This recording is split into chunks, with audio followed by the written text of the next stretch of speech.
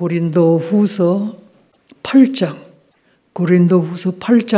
1절부터 5절까지 형제자매 여러분, 우리는 하나님께서 마게도니아 여러 교회에 베풀어 주신 은혜를 여러분에게 알려드리고자 합니다. 그들은 큰 환난의 시련을 겪으면서도 기쁨이 넘치고 극심한 가난에 쪼들리면서도 넉넉한 마음으로 남에게 베풀었습니다. 내가 증언합니다. 그들은 힘이 닿는 대로 구제하였을 뿐만 아니라 오히려 힘에 넘치도록 자원해서 하였습니다.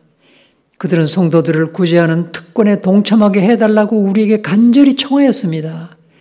그들은 우리가 기대한 이상으로 하나님의 뜻을 따라서 먼저 자신을 주님께 드리고 그리고 우리에게 바쳤습니다.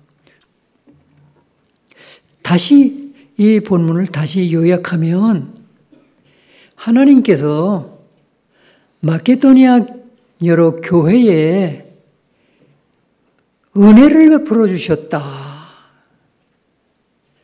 그러니까 마게도니아의 교인들이 하나님이 베풀어 주시는 은혜를 받았다는 거예요.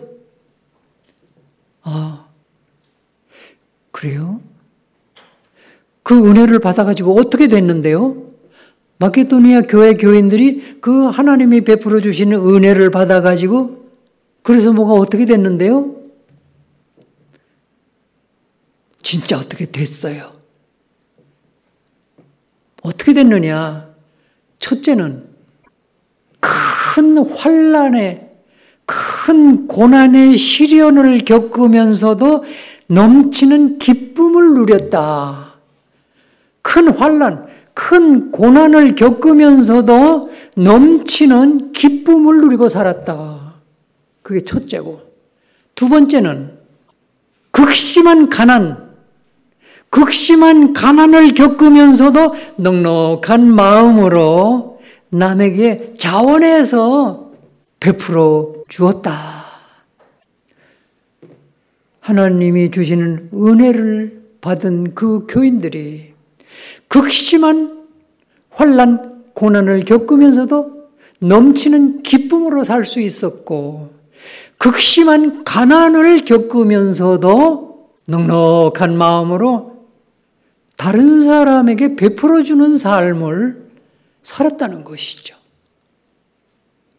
이거는 그냥 보통 사람은 그럴 수 없는 상황이에요.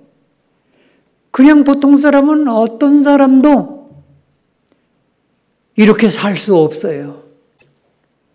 그래서 하나님이 베풀어 주신 은혜를 받아야 이런 일이 일어난다는 이야기를 하고 있는 것입니다.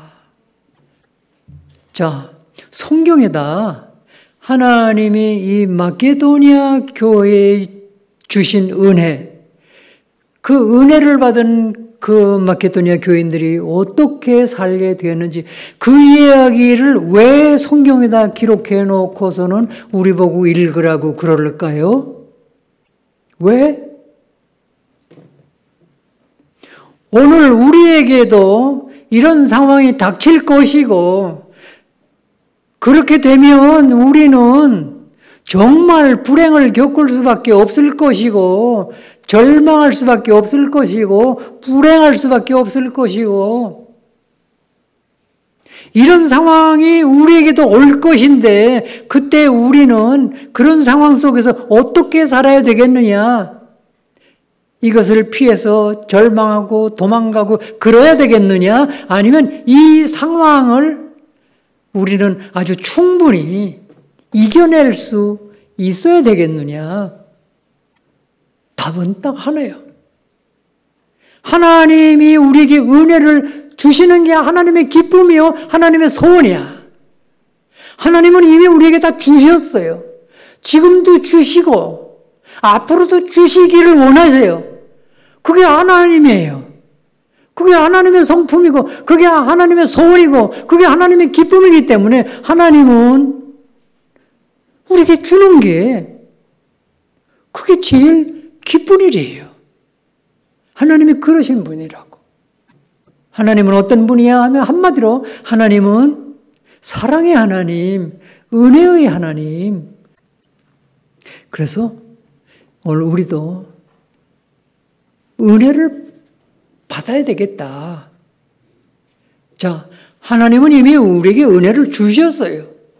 여기에 지금 이 시간에 이 자리에 와 앉아있는 여러분은 이미 이 하나님의 은혜를 틀림없이 하나님이 주셨어요. 근데 주시기만 하면 되는 게 아니라 우리가 받아야 돼요. 아무리 주셔도 받지 않으면 소용없는 일이에요. 그런데 받아가지고도 이것을 어떻게 쓰지? 이 받은 은혜를 내가 어떻게 누리지? 그거를 또 모르면 또 헛것이 돼요. 그래서 여러분 오늘 이 시간에 마케도니아 교회에 주셨던 그 은혜, 오늘 우리에게도 하나님은 주셨는데 오늘 우리도 그 은혜를 받아서 누리는 시간이 됐으면 그런 소원을 가지고 기도하는 마음으로 저도 여러분들에게 말씀드릴 것이고 여러분들도 그렇게 소원을 가지고 기도하며 이 말씀을 받아 누리게 되시기를 축복합니다. 자, 그런데 은혜가 뭔데? 하나님이 은혜를 주셨다고 그러는데 은혜 받으라고 그런 말을 많이 들었는데 은혜가 뭐야 도대체? 그리고 그 은혜를 어떻게 받는 거야? 대체 은혜가 뭐고 그 은혜를 어떻게 받는 것이고 그걸 어떻게 누리는 건데? 여기에 대해서는 우리가 분명한 개념이 없을 수 있습니다. 은혜라는 단어의 의미 자체는 나는 전혀 받을 자격이 없는데 엄청난 그런 좋은 것을 더구나 굉장히 가치 있고 좋은 엄청난 선물을 나는 전혀 받을 자격이 없는데 근데 하나님이 그걸 주시네? 그게 은혜예요. 전혀 받을 자격이 없는데도 받게 된 거, 그게 은혜예요. 근데 하나님이 뭔가 그런 거를 우리에게 주셨다는 거예요. 그럼 뭔데? 하나님 뭘 그렇게 좋은 거를 우리에게 주셨지? 성경은 이렇게 두껍지 않아요? 엄청나게 많은 내용이 들어있잖아요? 여러분 그거 읽어보려고 그러면 참 힘들죠? 그런데 성경 속에는 무슨 얘기가 있는가 하면 성경 전체에 쫙 널려 있는 게 은혜예요. 은혜는 다른 데 가면 없어요. 성경 속에 있어요. 성경 속에. 성경 속에 이 은혜 얘기가 엄청나게 많은 종류, 각가지 하나님이 우리에게 주시려는 은혜 얘기가 성경에 그냥 쫙 깔려 있어요. 여러분들이 그걸 드디어 이렇게 발견하기 시작하면 여러분들 성경이 굉장히 관심이 많고 재미있을 건데 그 은혜를 발견해 보기 위해서 성경을 읽기 시작하면 좀 달라질 건데 근데 우리는 의무적으로 거의 의무적으로 성경을 읽으려고 그러니까 너무 지루하고 재미없고 졸리고 아마도 그럴 가능성이 많습니다. 하나님께서 성경에다가 은혜의 얘기를 쫙 써놨는데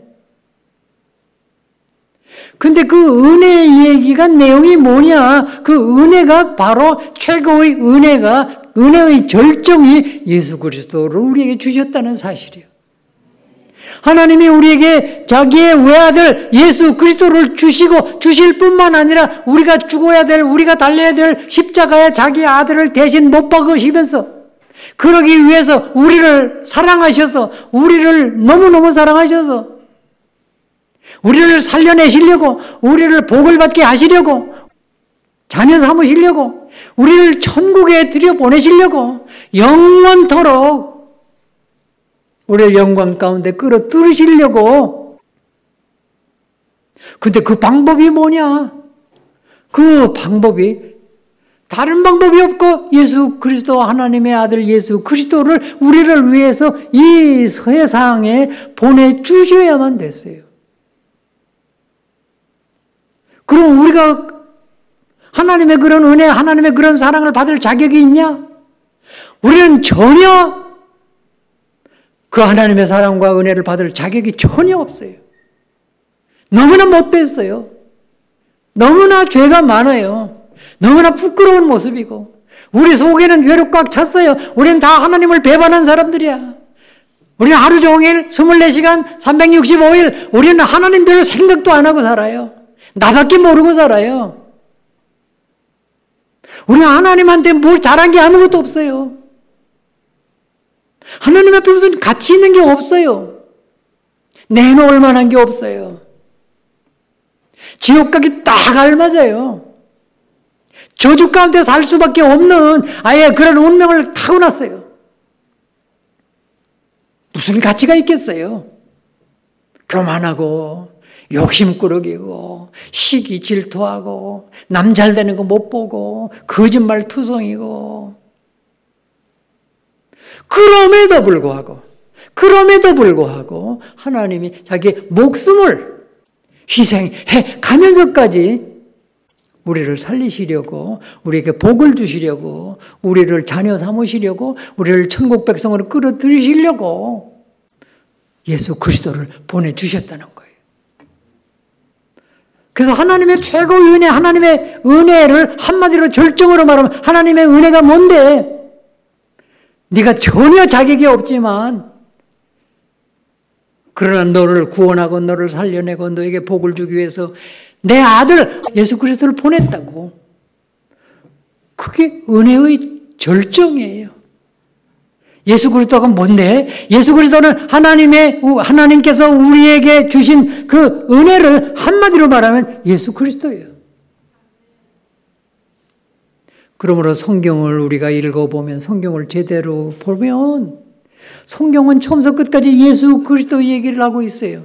그것은 다른 말로 말하면 성경은 우리에게 주신 하나님의 은혜를 처음부터 끝까지 얘기하고 있는 거예요.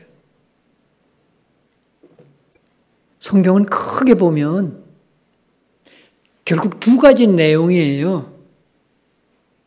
첫째는 하나님이 어떤 분이신지, 천지를 창조하시고 전능하시고 전지하시고 영원하시고 무한히 아름다우시고 지혜가 무한하시고 사랑과 은혜가 풍성하시고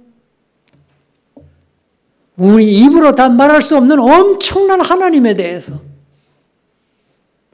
무한하신 하나님에 대해서 성경은 우리에게 얘기하고 있어요.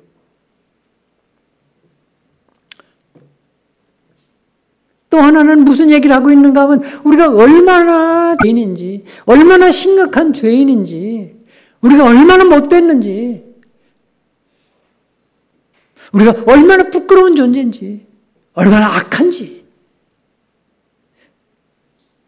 그런 우리의 모습을 성경이 얘기해 주고 있어요. 그러면 그거 왜 우리에게 들려주시는데?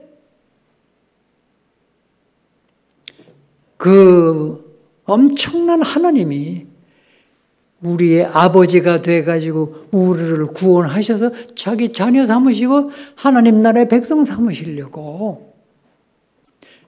그래서 그걸 한마디로 표현하니까 그게 하나님의 은혜야. 이 마케도니아 교인들이 바울 사도를 통해서 이 성경 공부를 하고 이 복음 하나님이 우리를 위해서 하신 일들을 그동안 쭉 공부하고 보니까 와, 하나님의 은혜네. 우린 진짜 심각한 저주 가운데 살다가 멸망할 수밖에 없는 그런 우리였는데 우리가 이제 하나님의 자녀가 됐네? 우리 죄 문제가 해결됐네? 우리 조유에서 우리가 건짐을 받았네? 우리 이제 지옥 안 가도 되네? 이제는 우리를 하나님이 지키시고 보호하시고 인도하시고 하나님의 자녀, 이제는 하나님께 기도하면 하나님이 응답하시고. 와, 하나님의 은혜네. 이 하나님의 은혜를 내가 깨닫고 보니까, 이 하나님의 은혜를 내가 느끼고 보니까, 와, 시시하게 살 필요가 없구나. 그래서 그 하나님의 은혜를 생각하니까 아무리 환경이 어렵고 아무리 핍박을 받아도 아무리 고난을 받아도 그래도 기쁜 거예요. 아까 하박국 마지막 부분 우리가 읽어봤죠? 불평불만이 꽉 찼었어요. 이게 뭐야? 근데 하나님의 은혜를 알고 깨닫고 보니까, 그 사실을 알고 보니까 잠깐 동안 나그네로 이 세상에 사는 동안 무슨 일이 일어나든지 그거 별로 심각하지 않은 거예요. 그거 별로 걱정할 게 없는 거예요. 전능하신 하나님이, 사랑의 하나님이, 은혜의 하나님이, 의로우신 하나님이, 선하신 하나님이 그거 다 알고 계신다는 거예요. 계획을 가지고 계신다는 거예요. 그 생각을 하니까 아무리 환난을 받아도, 아무리 핍박을 받아도, 아무리 고난 중에 있어도 기쁘더라는 것이죠.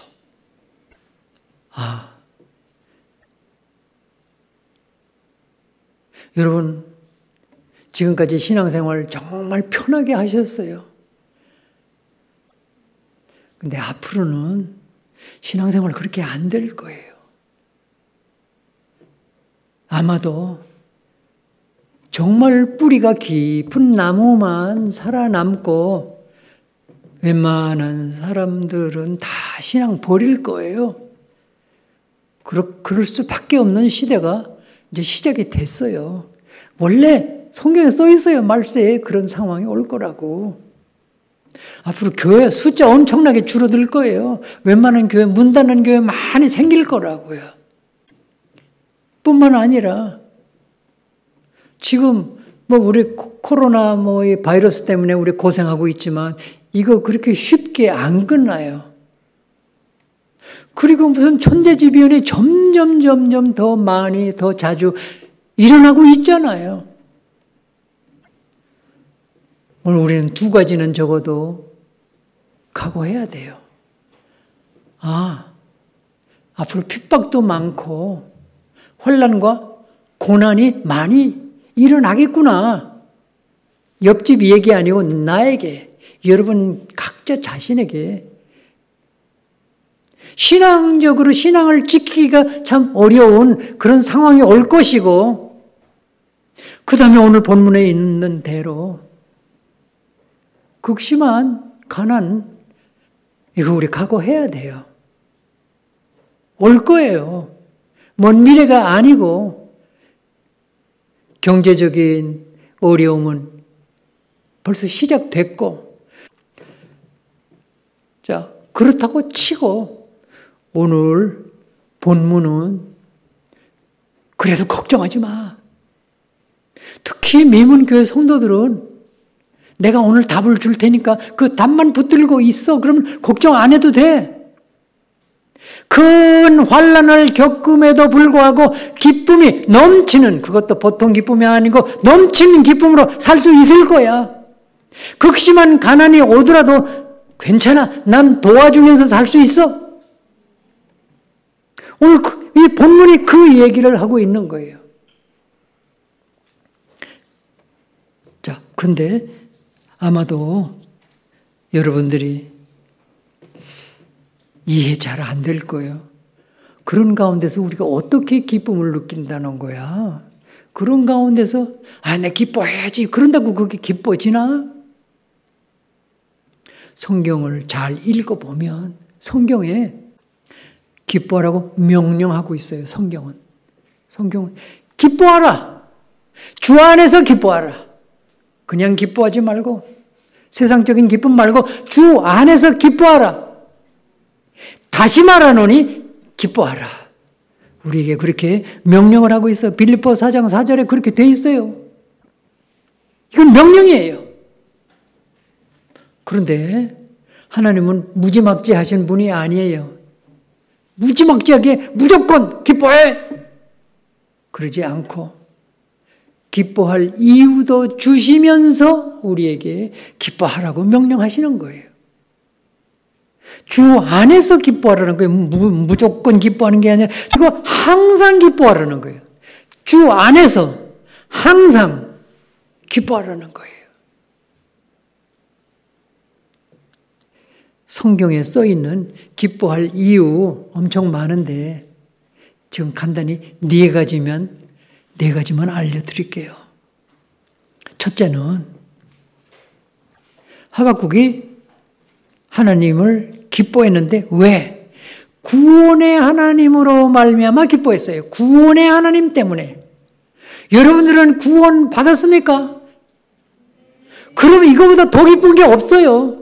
여러분 구원이 얼마나 좋은 건지, 구원이 얼마나 기쁜 건지 이걸 잘 모르는 것 같아.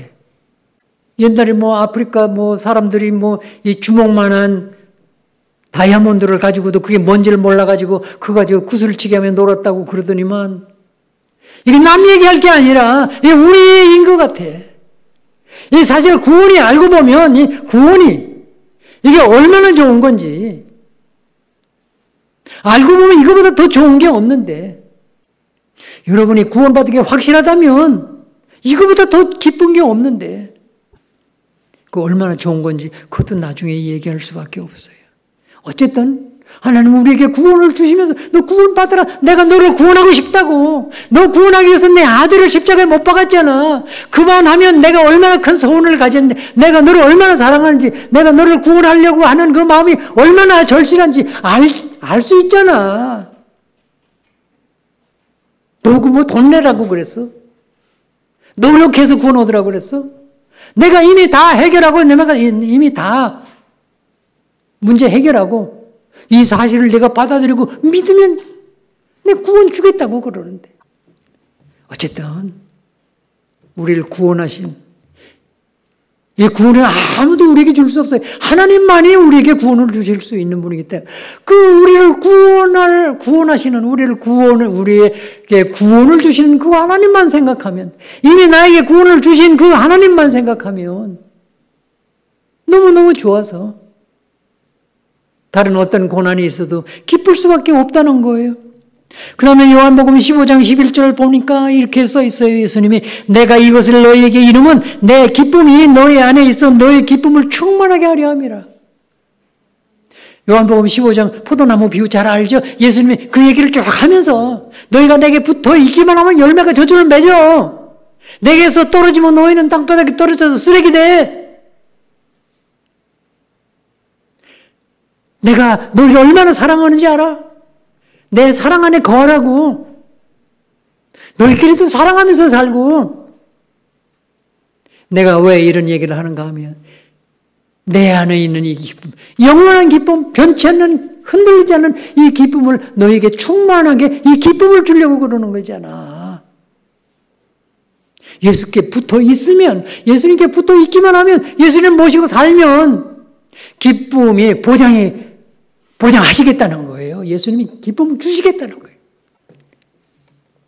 세 번째는 요한복음 16장 24절 보니까 지금까지는 너희가 내 이름으로 아무것도 구하지 않았잖아. 이제부터 내 이름으로 기도하라고. 그러면 하나님이 이루어 주실 거야. 그러면 너희 기쁨이 충만해질 거야. 근데 왜 기도를 안 해? 내가 그렇게 기도하라고 응답하겠다고 그러잖아. 근데 왜 기도를 안 하는 거야? 무엇이든지 예수 이름으로 무엇이든지 기도하면 응답하겠다고 그러잖아. 왜? 내 자녀이기 때문에. 내가 너희 아버지잖아. 근데 왜 기도를 안 하냐고. 기도하면 다 주겠다는데. 하나님 그 기도 안 해도 좀 줄 수 없어요? 그건 안 돼.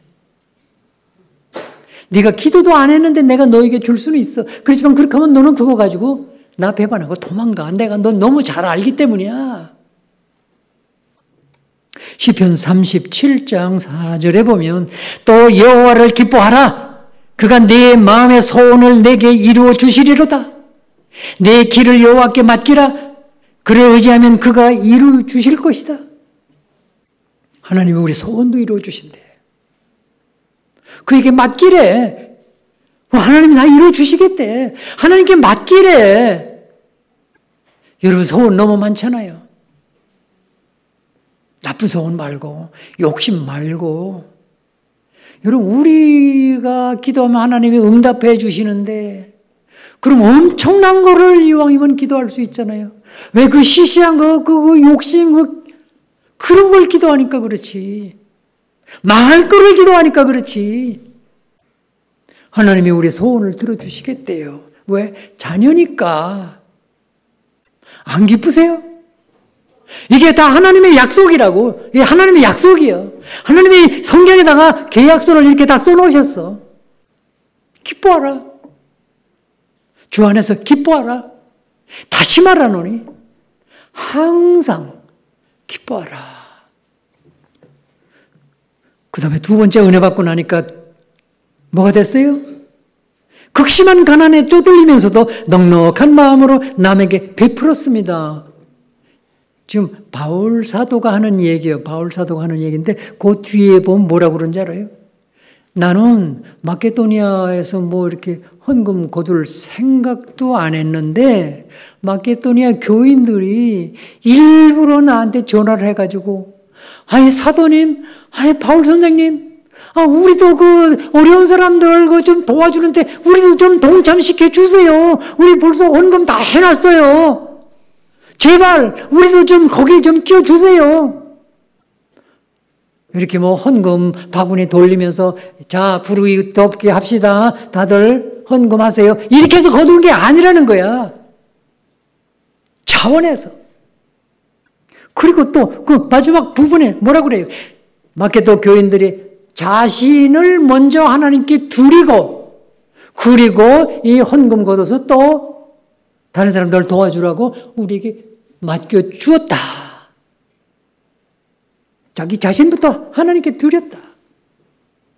그리고 헌금도 드리고. 왜 그랬을까요? 하나님의 은혜를 생각하니까. 이것은 무슨 얘기인가 하면 하나님의 은혜를 깨닫고 하나님의 은혜를 받아 누리는 사람은 반드시 나누게 돼 있어요. 원리야 이거는. 이건 의무가 아니에요. 정말 하나님의 은혜를 느끼고 깨닫고 받고 하나님의 은혜를 누리며 사는 사람은 이건 나누게 돼 있어요. 이건 원리라고. 그렇게 되도록 돼 있어요. 여러분 아브라함 얘기 잘 알잖아요. 하나님이 아브라함을 불러서 아브라함에게 그 원리를 말씀해 주셨잖아요. 창세기 12장 보면 내가 너에게 엄청난 복을 줄 거야. 왜냐하면 너로 인하여 이 땅의 모든 사람이 복을 받게 하려고 네가 이 복을 가지고 모든 사람들에게 나눠주면서 사는 내가 너를 그런 사람으로 만들고 싶기 때문에 네가 하나님의 복을 많은 사람에게 나눠주려면 네가 먼저 복을 받아야 되니까 그래서 내가 먼저 너에게 복을 엄청나게 줄 거라고. 아브라함의 삶이 뭐예요? 바보같이 살잖아요. 집 앞도 못 찾아먹고 다 양보하고 그러면서 살잖아요. 그러고도 엄청나게 복을 누리면서 살잖아. 다른 사람 구해주면서 살고. 이게 하나님의 은혜란 말이에요. 하나님의 은혜로만 그게 된단 말이에요. 하나님의 은혜를 받은 사람은 나누어 주게 돼 있어요. 여러분 남에게 동정받으면서 살고 싶어요? 다른 사람에게 베풀면서 살고 싶어요? 다른 사람에게 베풀면서 나눠주면서 살 생각을 하는 사람은 하나님이 채워주실 수밖에 없어요. 성경에 그렇게 써 있어요. 제 얘기가 아니에요. 읽어드릴게요. 고린도후서 9장 8절 9절 읽어드리겠습니다. 하나님이 너희 모든 은혜를 너희에게 넘치게 하시나니 왜냐하면 너희로 모든 일에 항상 모든 것이 넉넉하여 모든 착한 일을 넘치게 하게 하려 하심이라. 이렇게 써 있잖아요.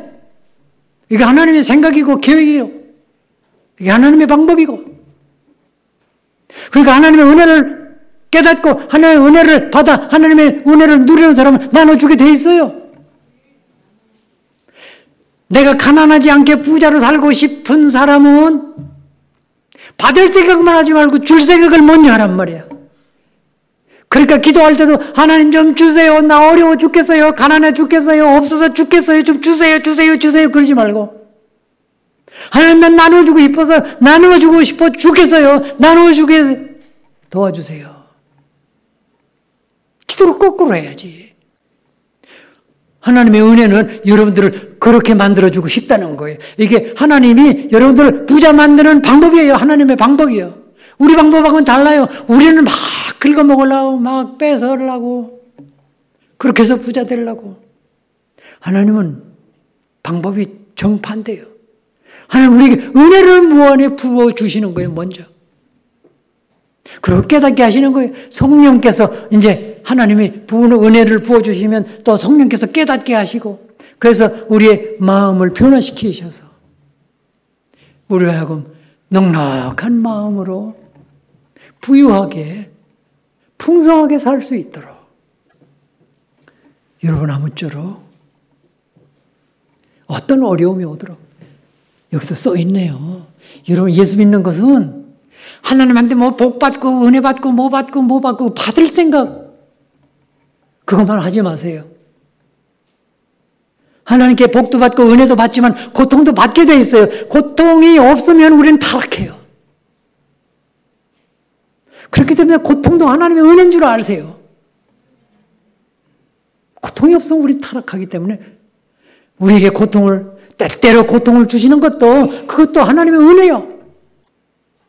이것을 이 성경을 잘 깨닫고 발견하고 그래서 성경을 읽으면서 하나님의 은혜를 오늘은 여기까지만 하겠습니다. 아무쪼록 여러분 앞으로 어떤 상황이 오든지 넘치는 기쁨을 누리면서 사시고 그리고 어떤 경제적인 어려움이 오더라도 초라하게 사시지 말고 아무리 어려운 경제 상태가 되더라도 기도는 하나님 나 나눠주고 싶어요. 나 오늘 저녁 먹을 끓이 요거밖에 없는데 요것도 두 쪽에서 옆집하고 나눠 먹을게요. 앞으로 그런 생각과 그런 기도로 여러분들이 신앙생활을 하신다면 하나님이 분명히 계세요. 하나님이 이제 너무 오래돼서 늙으셔서 힘을 못 쓰시는 하나님이 아니에요. 지금도 살아계셔서 여러분을 쳐다보고 계세요. 나는 어떻게든지 너에게 복을 주고 싶다. 은혜를 주고 싶다. 넘치는 기쁨과 그리고 베푸는 풍성한 삶을 사시는 여러분들 되시기를 축원합니다. 찬송가 한 장 부르겠습니다. 184장